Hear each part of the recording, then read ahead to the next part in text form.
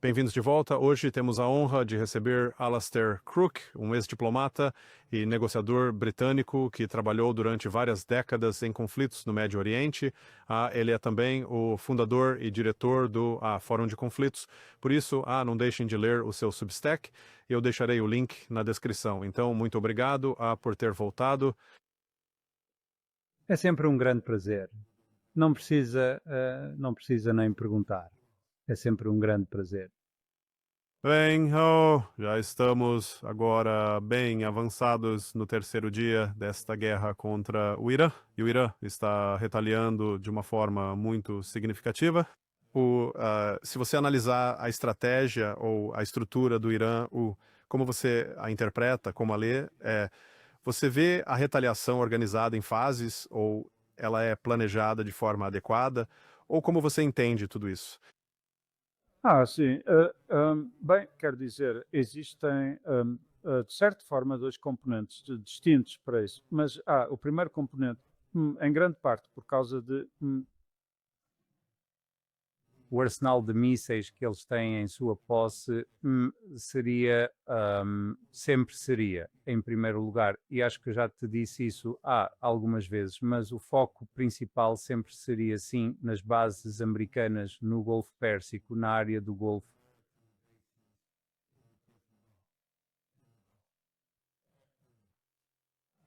E o porquê de eu dizer que depende do arsenal é porque eles têm um grande estoque de drones e mísseis de curto alcance. Mísseis que não conseguem ou dificilmente conseguem atingir Israel. Então fazia todo o sentido, por assim dizer, concentrar os esforços inicialmente na região do Golfo, nas bases americanas. Ali Larijani enfatizou novamente que isto não é um ataque aos estados do Golfo em si,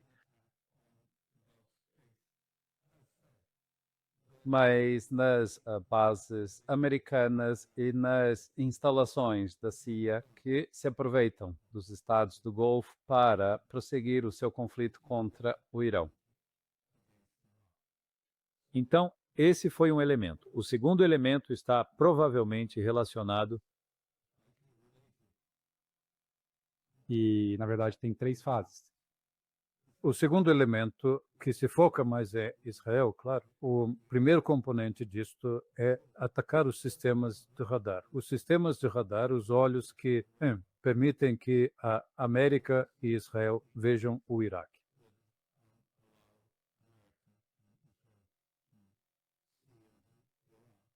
E eles fizeram isso desativando importantes bases de radar nos estados do Golfo, no Catar e em outras localidades. No Bahrein também, eu acho. Não consigo me lembrar com certeza, mas eles eliminaram um grande número de importantes locais de radar pertencentes aos americanos nos estados do Golfo. Então, o primeiro exercício está focado no radar, que também incapacita ou limita, talvez não incapacite, os sistemas de mísseis israelenses e o ataque deles ao Irã.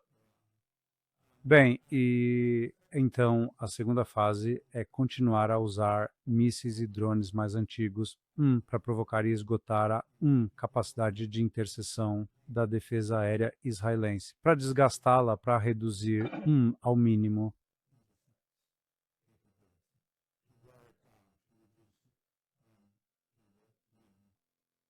E você pode ver, quer dizer, isso é bastante óbvio. Você provavelmente já deve ter visto os vídeos, ou de qualquer forma, você pode ver os vídeos dos ataques israelenses em Teherã.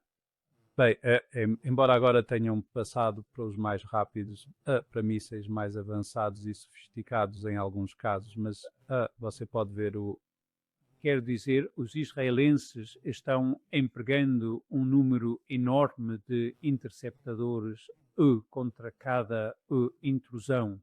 Então, quero dizer, você pode ver facilmente 8, 10, 12 sendo usados contra cada ataque de míssil que chega. Está faltando. E na sua maioria, está faltando. Então, a situação em que nos encontramos agora é nesta espécie de fase, a fase 3, onde os Estados do Golfo esgotaram quase por completo os seus sistemas de defesa aérea. Portanto, quero dizer, há sinais evidentes, é possível observar drones iranianos que voam, como sabem, livremente sobre o Dubai e outros locais importantes. Eles já utilizaram todas as suas defesas aéreas e então, os iranianos podem, com toda a calma, continuar a destruir as bases americanas. E eles estão, de fato, destruindo bases americanas em uma proporção muito significativa. Eu acho que, eles estão evacuando um certo número de bases. Eu não sei exatamente quais são, mas eles estão evacuando bases. E outros, particularmente no Bahrein, lá no Bahrein, houve um dano considerável causado às instalações da Quinta Frota dos Estados Unidos. Mas, voltando então às fases.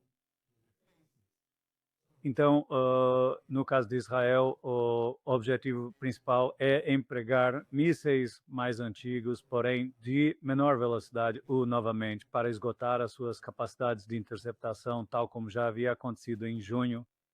E então a próxima fase, a próxima, digamos, etapa do plano é avançar para os mísseis que são mais modernos, mais sofisticados e mais rápidos. Acho que dizem, não sou especialista militar de forma alguma, de jeito nenhum, mas quer dizer, dizem que as defesas aéreas de Israel não conseguem lidar com nada acima de Mach 4.0. Então, qualquer coisa que seja mais rápida que Mach 4.0 não é provável que seja interceptada. E que, claro, os hipersónicos estão a mover-se muito mais rapidamente a Mach 10 ou Mach 8. Então, eliminar esses, reduzir esses, é a prioridade. E depois, a terceira fase,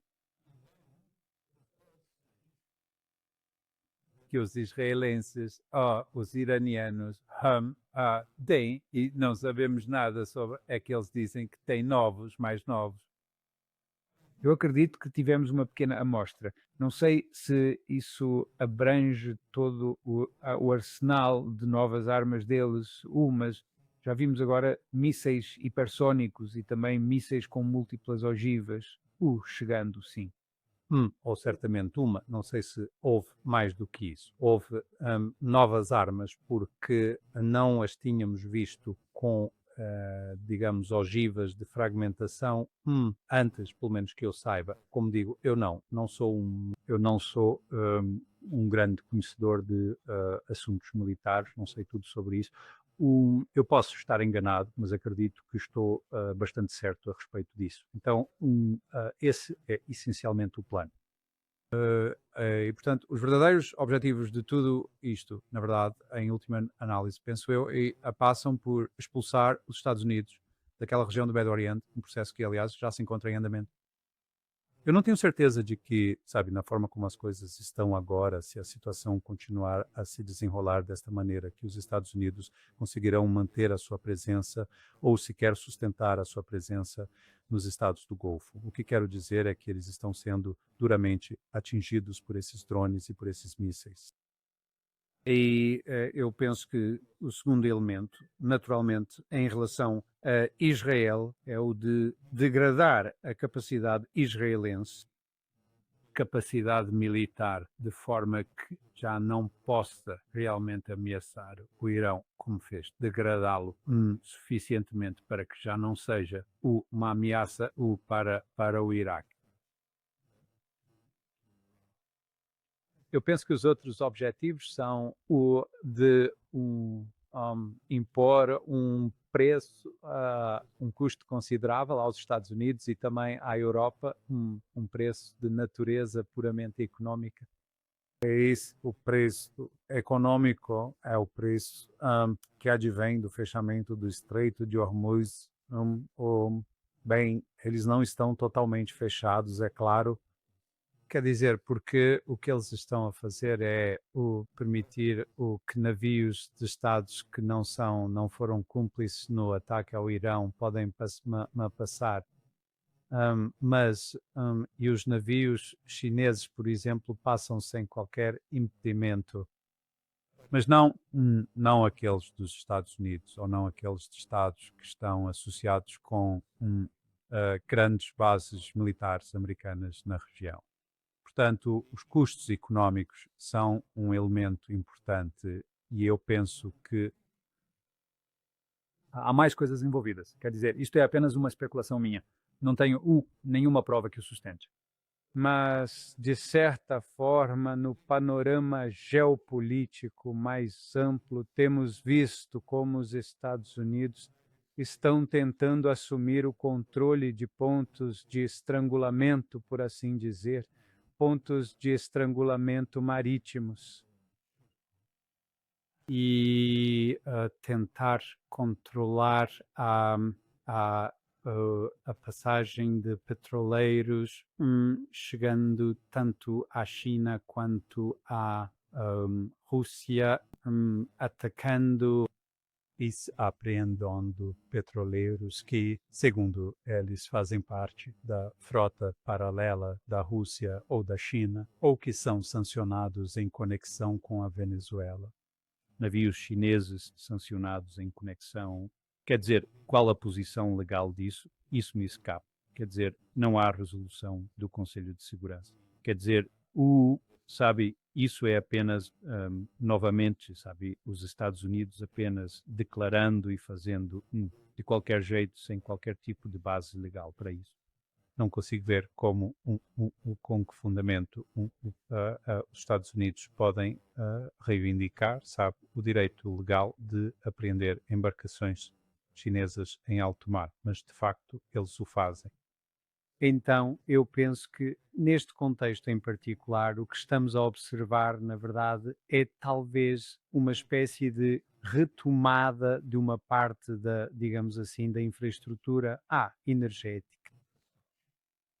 Bem, essa é a infraestrutura energética do Golfo Pérsico e talvez também toda aquela área, certo, do Oeste Asiático, retomando-a, antes de tudo, sob controle iraniano, ou mais audaciosamente sob controle dos BRICS. Então, eu penso que isto é um elemento também, de certa forma, para manobrar e reorganizar e para contrariar a tentativa americana de dominar os corredores de petróleo e gás, mostrando que os próprios BRICS irão dominar alguns dos seus corredores. Claro, e isso se aplica exclusivamente a esta geografia, então eu penso que, sim, a dor se tornará um elemento de extrema importância e já é possível observar isso. Os preços do gás, porque, claro, não é apenas o petróleo que importa, quer dizer, o gás, o GNL vindo do Catar e de outros lugares está sendo um grande destaque. E então, os preços do gás na Europa já, não sei quais são neste preciso momento, mas eles já subiram 40% da noite para o dia e, bem, durante o fim de semana e hoje. Os preços do petróleo, eles estão em alta substancialmente e os mercados estão a colapsar de forma bastante generalizada. Portanto, há um custo econômico considerável e também um custo político decorrente da perda da base fundamental que sustenta tudo isso. Eu também penso, não sei bem como se pode chamar a isso ou como se pode quantificar esse custo, mas não creio que os estados do Golfo voltem a ser os mesmos. Eles tinham, digamos assim, uma certa marca do Golfo que era, mercados, inteligência artificial, hotéis, turismo, hotéis de luxo, a vida fácil.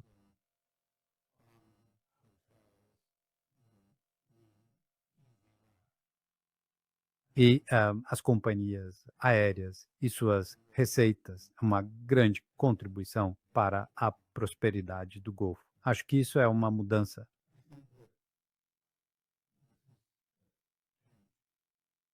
Eu não creio que veremos isso, porque, na verdade, recebemos ligações de pessoas em Dubai que nos dizem saiam daqui, queremos sair, sabe? E eles estão tentando pegar táxis através daquela viagem de 6 horas pelo deserto até Oman para conseguir um voo.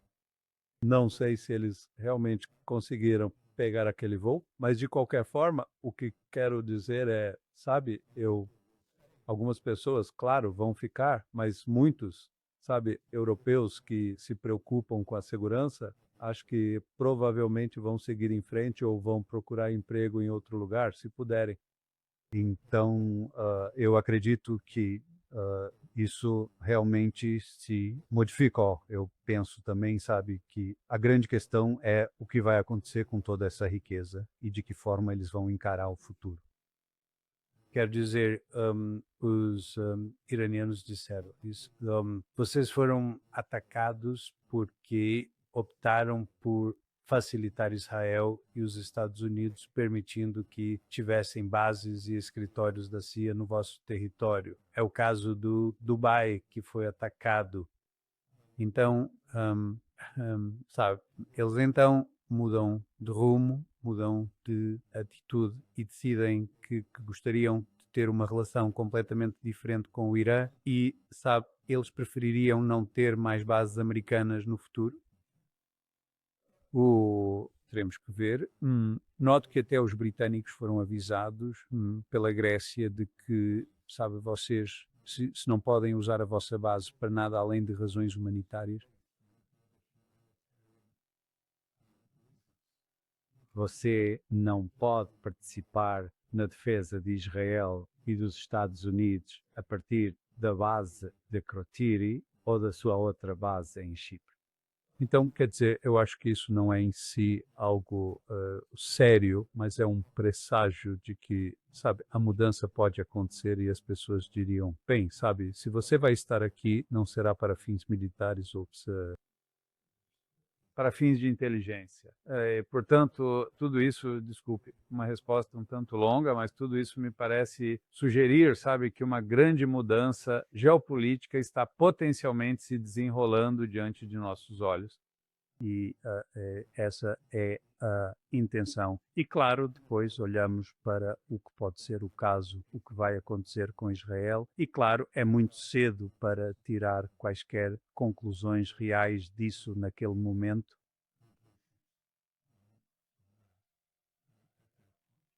Então, se olharmos para os Estados Unidos, podemos tirar algumas conclusões preliminares, eu penso, a partir disso e das manchetes nos EUA.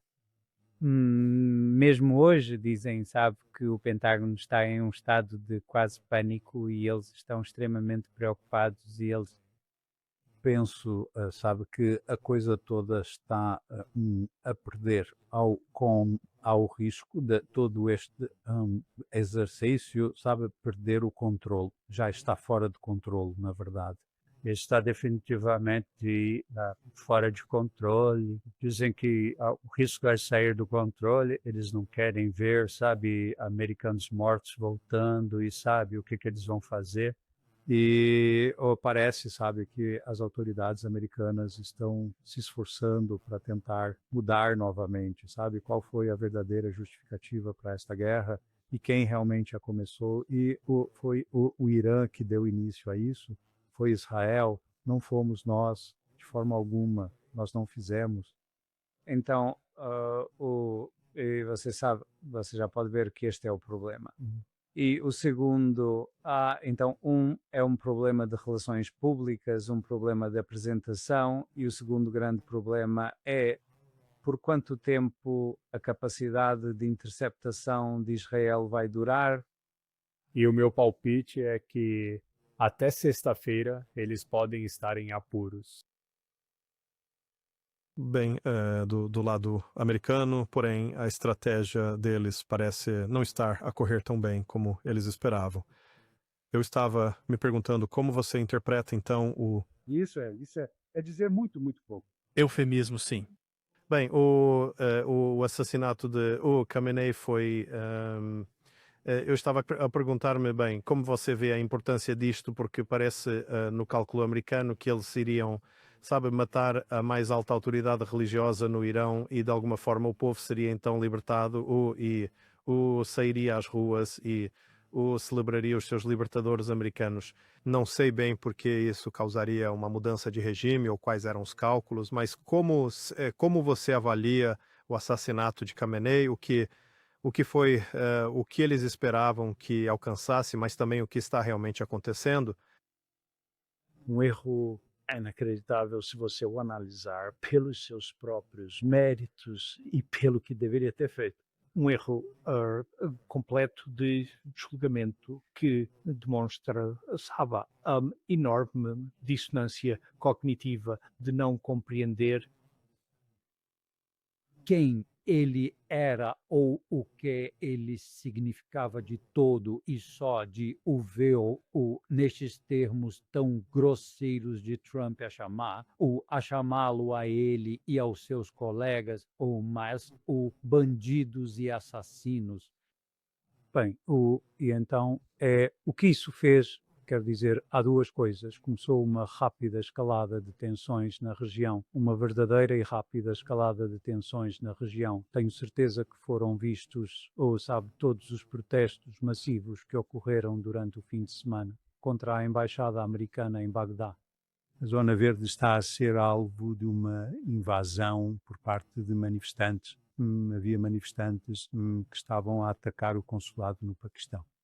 No Bahrein pode haver a primeira mudança de regime de toda esta operação, porque entre 70% e 80% do Bahrein é xiita, e o governo, o emir, é sunita, e ele cercou de uma força de segurança e defesa sunita para sua proteção pessoal. E tem ocorrido protestos em massa e estão a tentar prender os verdadeiros líderes e impedir que isso continue, mas eles têm sido, eles têm estado, realmente de novo a sitiar o Bahrein como Estado pelos manifestantes que já estão muito violentos. Então você tem isso no Iraque, com os iraquianos atacando as defesas aéreas americanas em Erbil e em outros lugares. É realmente incendiou os ânimos xiitas por todo o lado, porque ele era ou o primeiro ou o segundo, dependendo de a quem se perguntasse, o mais importante, Ayatollah xiita no Médio Oriente. Era uma figura de enorme, profunda importância, como líder religioso, como um estudioso e também líder religioso. E eles o mataram, o assassinaram brutalmente. Ele foi assassinado em seu próprio escritório, no trabalho, numa manhã de sábado. E é bem claro para mim que ele realmente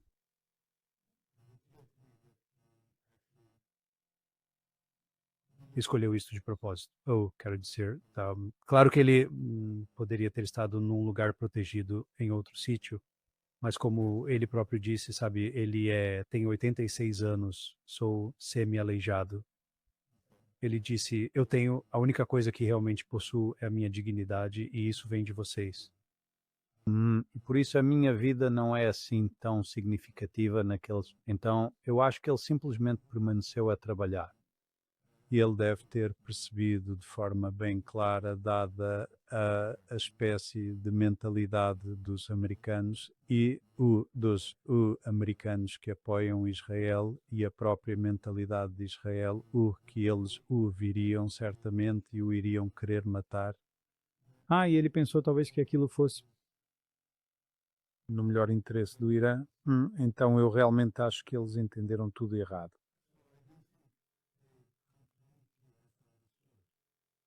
Você levanta uma questão muito importante, mas que provavelmente está além do que este programa pode abordar, que é, quer dizer, quais são as raízes desse ódio amargo. E existe entre aqueles elementos que estavam determinados a que o líder supremo fosse morto. Por que eles fizeram, por que eles fazem, quer dizer, por que eles fizeram aquilo? porque eles foram tão cruéis, vituperantes em relação a ele, e dançando nas ruas celebrando a sua morte. Não em Teherã, mas sim em Tel Aviv.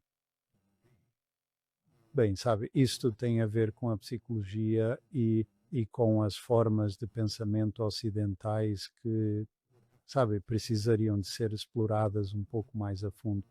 Mas havia uma dimensão enorme, sabe? Existe algo de muito, muito, muito profundo nisso.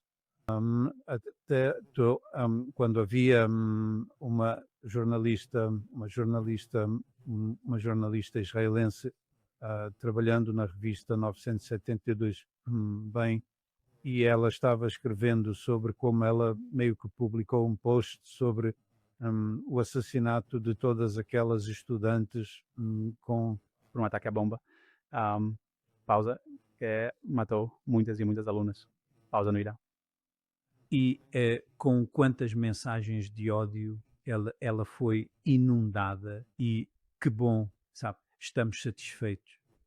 Quer dizer, é realmente, sabe, há um lado, digamos, bem feio nisto, a este tipo de animosidade, o tão cruel. Não estou dizendo que, sabe, que isso não exista em outras partes do mundo e em outros lugares também, mas é muito mais pronunciado nesta geografia entre Israel e o Irã. De qualquer forma, sabe, o que eles fizeram, quer dizer, uma das coisas, das mensagens que saem disto, eu acho mais claramente, é que a todos nós nos foi dito quão maravilhosa é a inteligência israelense, o Mossad tão astuto. Tecnicamente, sabe, quando se trata de páginas que fazem sucesso, talvez eles estejam, mas quando se trata de entender a região, o quão mal eles se saíram. 3 vezes neste último período, eles assumem que, você sabe, que todo o Irã estava apenas esperando para explodir contra o Estado, para assumir o controle e transformá-lo em um governo pró-ocidental, o olavista, e quem sabe, quer dizer, eles não fazem a vida diligência na análise deles, quer dizer, era mas tão óbvio.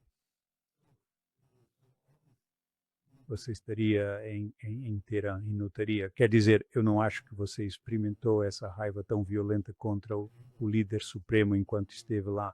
Eu certamente não a presenciei em nenhuma das minhas visitas ao Irã.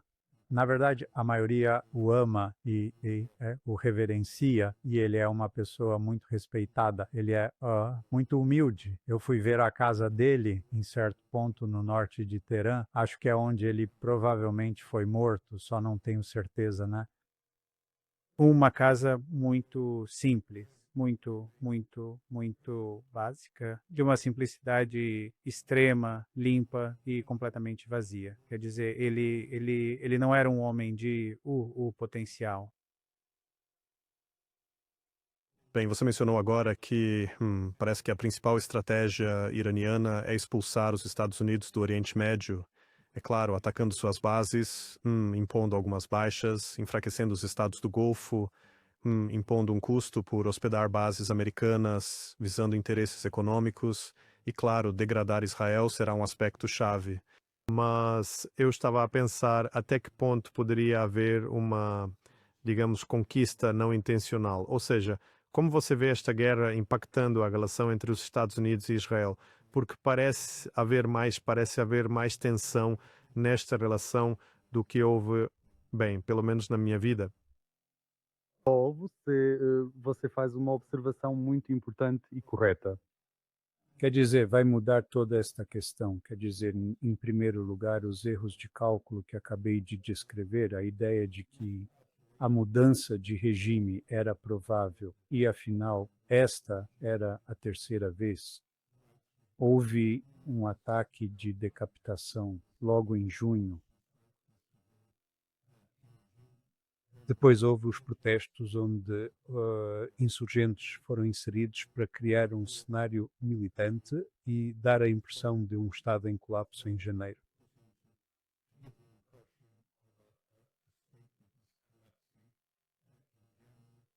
e agora mais uma vez eles mataram e tentaram realizar um segundo ataque de decapitação, não tão abrangente, mas um ataque de decapitação que incluía o líder supremo, na suposição de que isso mudaria todo o Estado e que ele poderia se tornar uma espécie de aliado de Israel. Quer dizer, sabe, quando se lê a parte que vem de Israel, é algo realmente inacreditável o que se pode observar. Sabe, declarações efusivas sobre como, sabe, um mundo completamente novo está se abrindo diante de nós, com os Estados Unidos firmemente ao nosso lado. E que muito em breve teremos uma nova coalizão trabalhando com Israel. Israel, um novo Irã ocidentalizado e a Índia enfrentando todos os islamistas radicais, tanto xiitas quanto sunitas. Quero dizer, fantasia, realmente fantasia. Então, quero dizer, sim, isso, sabe, vai afetar os Estados Unidos, porque eu acho que o Trump não vai conseguir se recuperar desse susto. Quer dizer, mesmo que ele consiga encontrar, eu acho que vai ser muito difícil para ele conseguir uma saída rápida, como ele geralmente gosta, sabe? Ok, vou só dizer, estou fora. Bem, os iranianos não estão abertos a negociações. Tudo o que eles têm é, o Johnny é a minha retaguarda aqui.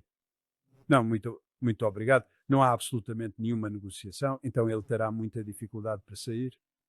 E já creio que, se observarmos a imprensa americana, veremos muitos no Pentágono agora a tentar, de alguma forma, dizer, bem, sabe, nós avisamos, sabe, todos a procurar evitar a culpa ou, sabe, a retribuição que poderá advir do que será uma saída bastante humilhante, sabe, do Golfo. Eles já estão meio que, sabe, jogando a liderança debaixo do ônibus e dizendo, bem, nós avisamos ele, nós avisamos que não poderíamos garantir, sabe, que haveria uma mudança de regime. Nós o avisamos que não podíamos garantir que não haveria baixas. Nós o avisamos que não se pode garantir uma ação rápida em um cenário tão complexo, não é? Nós os avisamos que não seria como Maduro na Venezuela. Então, isso está começando a vir à tona. E então, sim, eu acho que vai haver consequências políticas e eu acredito que, se analisarmos a reação do movimento MAGA, eles se posicionam de forma veemente contra a política de Israel em primeiro lugar e também contra a traição por parte de Trump das suas promessas reiteradas. Ele não estava aqui para iniciar guerras, mas sim para pôr fim a elas e não haveria mais guerras eternas. E a era, sabe, foi apenas creio que tenha sido em maio, ele estava na Arábia Saudita, ou terá sido em maio ou março, mas no início deste ano ele esteve na Arábia Saudita, declarando o fim da mudança de regime. Ele afirmou, não haverá mais nenhuma. Isso acabou, essa era falhou. Não foi bem sucedida, não haverá mais, e ele disse isso em Riad, afirmando, não haverá mais mudança de regime. Então, acredito que haverá consequências bastante profundas nos Estados Unidos por causa disso, especialmente no setor financeiro. E as consequências poderiam ser muito sérias, porque a popularidade desta guerra nunca foi alta, mesmo antes de chegarmos a este ponto. Era apenas cerca de 21% de apoio, eu acredito, daí qual poder era, mas os dados que vi indicavam cerca de 21%. É claro que há um apoio maior no Partido Republicano, mas o resultado final é, sabe, ele provavelmente vai perder a eleição de meio de mandato. Quero dizer, claro, as eleições de meio de mandato, sabe, uma semana na política é muito tempo e isto não é até novembro, mas os seus índices de aprovação e tudo mais indicam muito claramente que ele poderia perder a Câmara. Mas se ele perder a Câmara e o Senado, então eu acho que ele arriscará o impeachment ou até mesmo a prisão. Então, é algo muito sério do ponto de vista dele. E ele reconheceu isso. E ele disse isso, literalmente, estou citando. Ele disse, sabe, se perdermos a Câmara, sabe, eu poderia estar acabado. Mas se perdermos a Câmara, se perdermos as duas casas, então estarei no tribunal e isso não será nada bonito. Foi o que ele disse, essas foram as palavras dele. Então, sabe, isto acarreta, agora as pessoas dirão, sim, mas os democratas voltarão e, sabe, farão as pazes com os israelitas e tudo voltará ao normal. Eu quero dizer, ainda é muito cedo, mas vejo algo diferente a acontecer. Eu vejo algo ligeiramente diferente no sentido de que eu acho, mesmo no Partido Democrata, as pessoas estão dizendo, sabe, o que precisamos ter, nós democratas, é uma discussão aprofundada sobre a futura relação entre os Estados Unidos e Israel e como eles interagem. Claramente isso ainda não aconteceu. E, sabe, seria errado tentar adivinhar o que vai emergir, mas penso que mesmo aí existe a ideia de que isto terá de ser radicalmente revisto sobre exatamente qual será a nossa relação como Estados Unidos com Israel no futuro.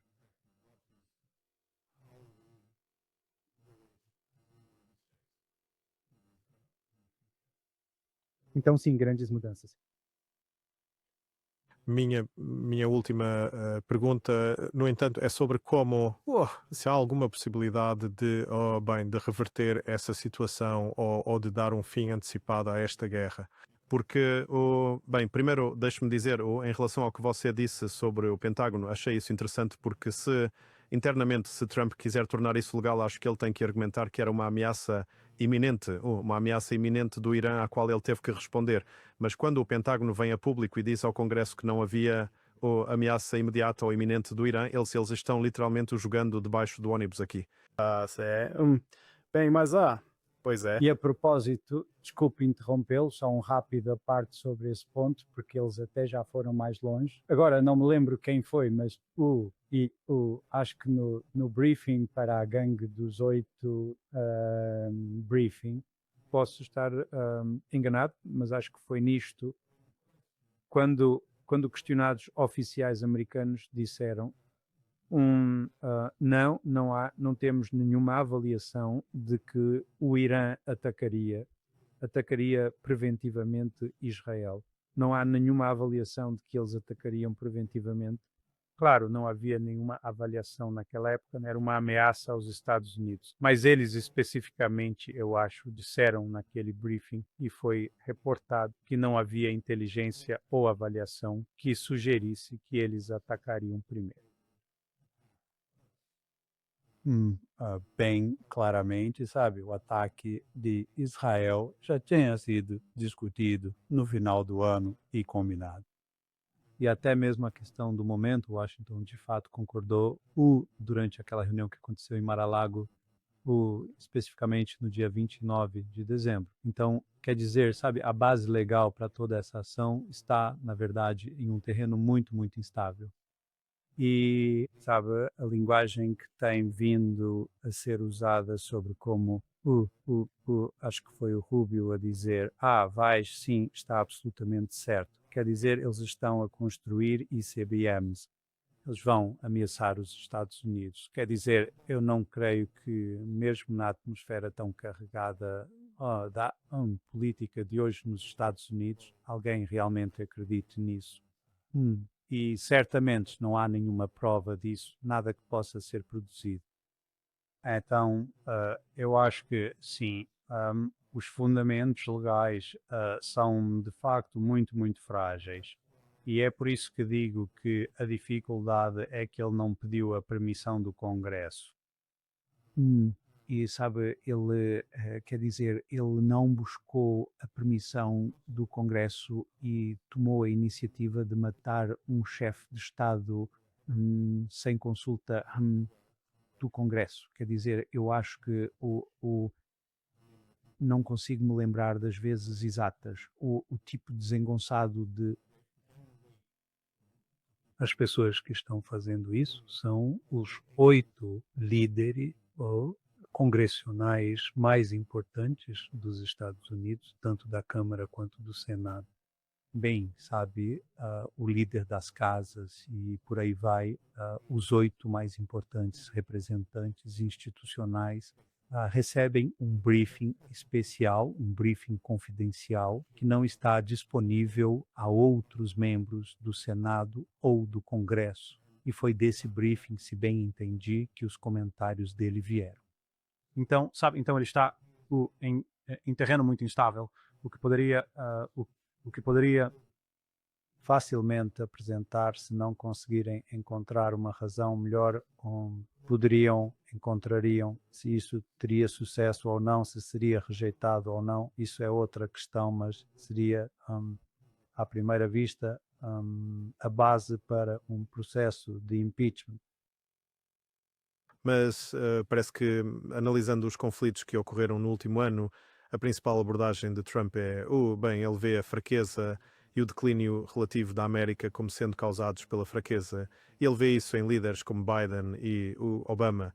Então a ideia é, sabe, fazer uma demonstração de força, entrar, não se deixar arrastar por um período de tempo muito longo. Então uma vitória rápida, idealmente uma mudança de regime no Irã, mas claro, eles podem sair com algum outro troféu para, sabe, dar-lhe credibilidade em casa, mas também para, eu acho, incutir algum medo em outros adversários no cenário internacional. Isso seria ideal, mas não está acontecendo como ele esperava, e eu acho que quanto mais isso se prolonga, mais a vantagem se desloca para o Irã em termos de, sabe, ser capaz de absorver esses diferentes golpes e ser capaz de revidar. Mas ouvi alguns comentários agora que bem, pelo menos eu esperava que se o Trump quisesse dar um fim a isso, ele faria declarações do tipo, bem, os iranianos querem conversar, sabe, eles estão vindo para a mesa, sabe, algo nesse sentido para fazer Bem, sim. ele disse isso. Ele acabou de dizer que, sabe, os iranianos querem conversar e foram, sabe, responsabilizados pelos iranianos quando os italianos intermediaram um cessar-fogo. Foi o Rothschild quem quebrou isso.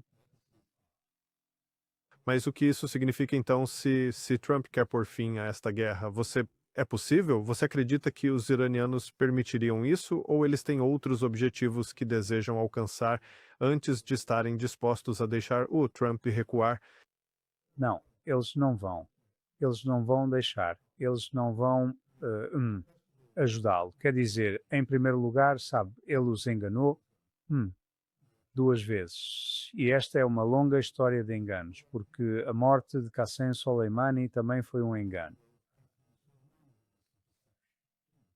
Sabe, ele estava vindo para ele tinha sido convidado, estava tudo já preparado, e claro que os americanos sabiam de tudo isso para uma discussão sobre relações pacíficas entre o Irã e a Arábia Saudita ou algo do tipo. Mas ia ser, e ele estava lá numa visita oficial, chegando num voo comercial. E ele foi abatido por um míssil enquanto a delegação oficial iraniana estava de pé, tinha uma reunião. Então, quero dizer, sabe, uma enganação atrás da outra tem... Você sabe, isso permeou o pensamento iraniano de forma clara sobre como eles deveriam se comportar. Eu acho que, sabe, eles sabem que estão no controle da situação. Quer dizer, há, sabe, coisas realmente importantes que talvez as pessoas não estejam percebendo muito, mas não está indo bem. Quer dizer, eu falei sobre, sabe, interceptores, mas há um número limitado de Tomahawks. Sabe, continuamos a ouvir a conversa sobre o Teherã está sendo fortemente bombardeado esta noite. Bem, quando as pessoas falam em ser bombardeado, elas imaginam aeronaves sobrevoando e lançando bombas. Não é isso que tem acontecido. Não há absolutamente nenhuma evidência de aeronaves israelenses no espaço aéreo iraniano.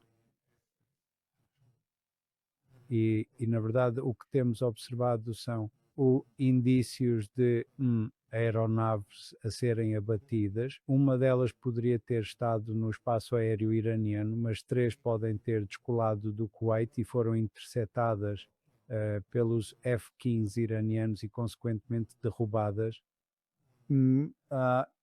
Dizem que é fogo amigo, mas fogo amigo para 3 aeronaves decolando ao mesmo tempo, quando não tem muito, eu não sei.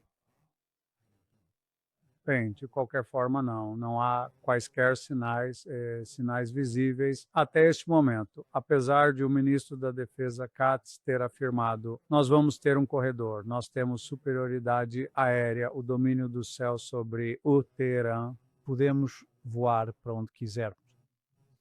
Na verdade, todas as evidências apontam para o oposto, que eles não conseguem voar porque estão assustados. E, obviamente, as coisas mudaram nos últimos 7 meses, porque o Irão parece, quer dizer, basta ver a evidência dos drones. Bem, todos os 22 drones que foram lançados, drones não tripulados, é claro, e que sobrevoaram o espaço aéreo iraniano, todos eles foram abatidos. 22 foram destruídos pelos iranianos. Então, algo está a funcionar e está a funcionar muito bem. Estes eram alguns dos drones mais avançados que os Estados Unidos e Israel possuem. Então, estas coisas significam, sabe, que o Irão se sente bastante confiante com a sua posição. Sim, claro, está a pagar um certo preço, mas também está a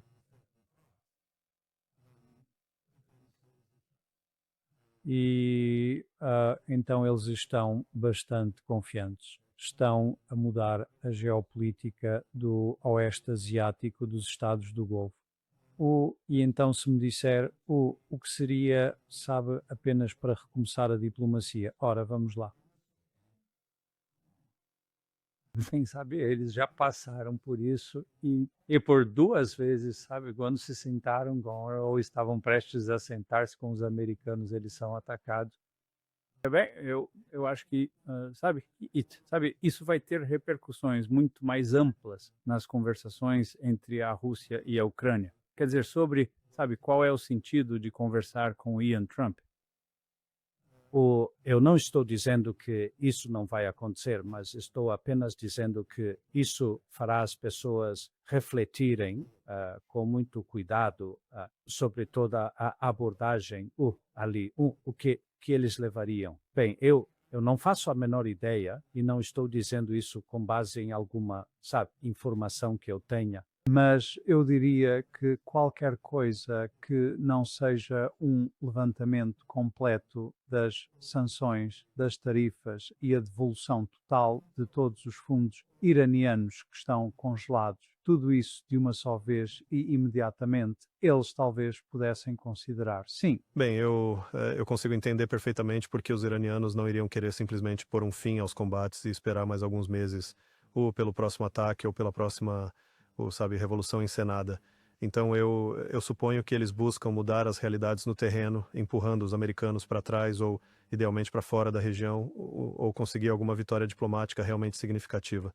Bem, vai ser muito difícil para os americanos engolir isso, no entanto, depois de 35 anos de hegemonia e de poder ditar todos os resultados e, sim, simplesmente aceitar isso estou curioso. Bem, sabe que há um certo risco nisso. Quer dizer, porque, sabe, eu não acho que eles tivessem antecipado o que aconteceu no Golfo. Não creio que, de antemão, eles sequer considerassem isso como, sabe, uma possibilidade, mas estão chocados. E, sabe, as pessoas podem acabar fazendo coisas perigosas ou tomando atitudes imprudentes quando estão desesperadas e nessas circunstâncias, sentindo que de outra forma serão humilhadas. Então, claro, mas o que estamos a discutir agora, é claro, a deslizar para um território onde não é realmente prudente especular, porque não é possível especular com sensatez.